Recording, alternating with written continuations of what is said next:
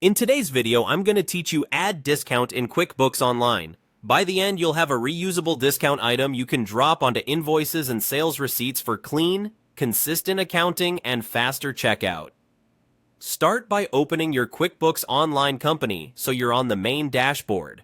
We'll create a discount as a service item. This approach is great because it keeps your discount separate and visible on customer-facing forms, and it avoids editing totals manually, which can cause confusion later.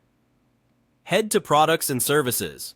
If you're using the left navigation, you'll find it under Sales, sometimes labeled Sales and Get Paid, then choose Products and Services. This page lists everything you sell, both products and services, and it's where we'll add the discount item.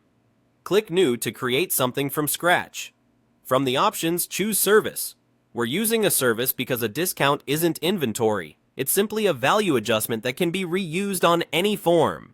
Now fill out the item details. Give it a clear, simple name, like discount, so anyone on your team knows exactly what to select. You can add a short description such as applied discount to make it even clearer on invoices. For the SKU, type discount. Using a consistent SKU makes the item easy to search and keeps your item list tidy. If you prefer, you can leave the rate blank so you can set the discount amount case by case when you use it. This keeps the item flexible. Some discounts are flat amounts, others are percentages you'll translate into a specific number for that transaction. Once everything looks right, click Save. That's it for setup. You now have a dedicated discount service ready to go. Here's how this helps you in practice.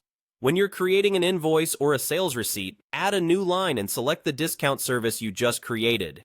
Enter the discount amount as needed, and it will clearly reduce the total for that sale.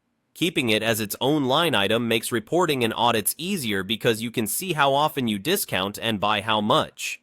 A few tips as you start using it. Keep the name and SKU consistent so your team can find it quickly. Consider leaving the rate blank to avoid accidental default amounts.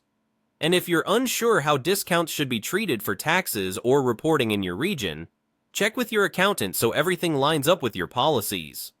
That's all it takes to add a discount in QuickBooks Online in a clean, repeatable way. Thanks for watching, and feel free to replay any section if you want to follow along while you set it up.